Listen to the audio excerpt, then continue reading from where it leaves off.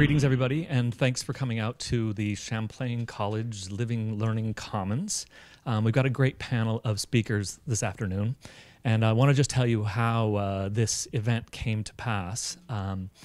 Actually, it was about 2 years ago that I was talking to Stu Butts, who's a member of the first class to live in Champlain a few years ago. And we were talking about principles of liberal arts education and how we have a deep belief in the value of liberal arts education on the job market and in the economy.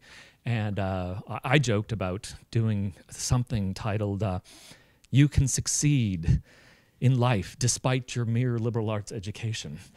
So that's the subtitle that I have in mind as we're doing this.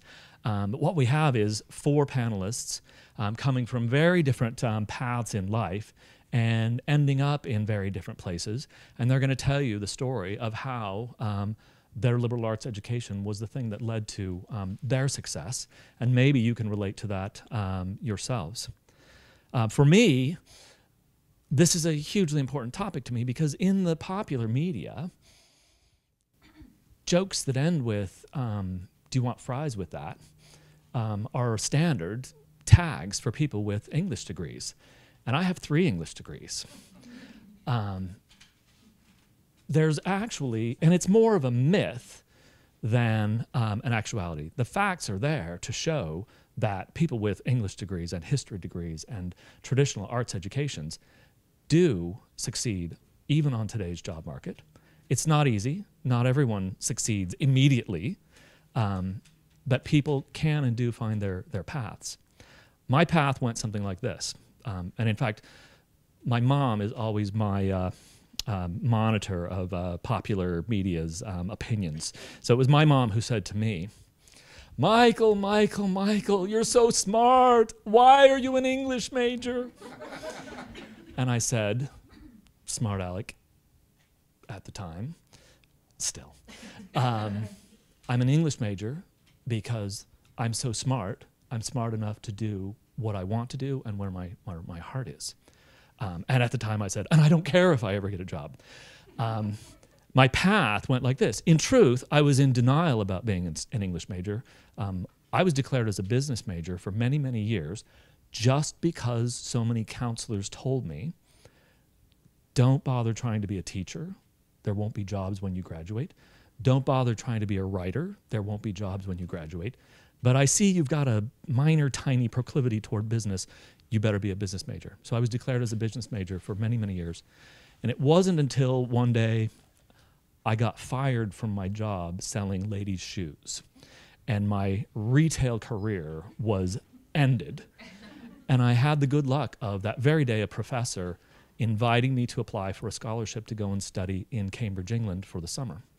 And I pulled together the self-esteem and wherewithal to apply for that scholarship. I got that scholarship. It was that professor's mentoring and motivation that got me to go over to Cambridge for a summer. And it was there in that 800-year-old liberal arts institution that the project of a degree in English seemed to make sense, seemed to be a legitimate way to follow one's life. I read a Virginia Woolf novel on the way over to England that summer, and that Virginia Woolf novel became the final chapter of my dissertation when I did my PhD. And I met friends who affirmed what I was doing and how I was thinking, and I met people who eventually gave me my first job in university administration as a study abroad advisor. So that moment was the magical moment of validating the education that I wanted to do that led to my so far 30-year career in higher education and my PhD. I'll give you, that's my narcissistic moment of introduction. Now, the real people who are going to tell you the story of their pathways. We have 4 panelists from a spectrum of different Trent years, starting with Sheldon Willerton. Thank you, appreciate it. Sheldon graduated just last year with a bachelor's degree in history. He served as president of the Trent Central Student Association for 2 years and is now quite successfully employed here in Peterborough, and he'll tell you about that. Brittany Cadence started at Trent in about '89, and Brittany did a bachelor's degree in Indigenous Studies and in history.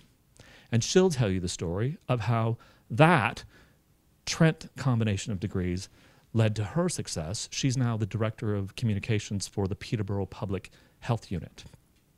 Robin Quantic is a member of Trent's Board of Governors, and for 25 years, he worked with people that no one else really cared about.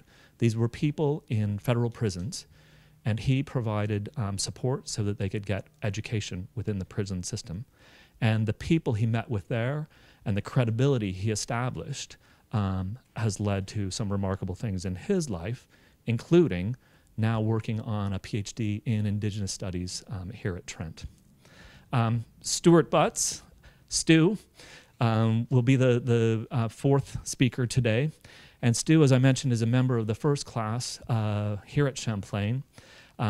Did politics and econ, is that right? Yeah.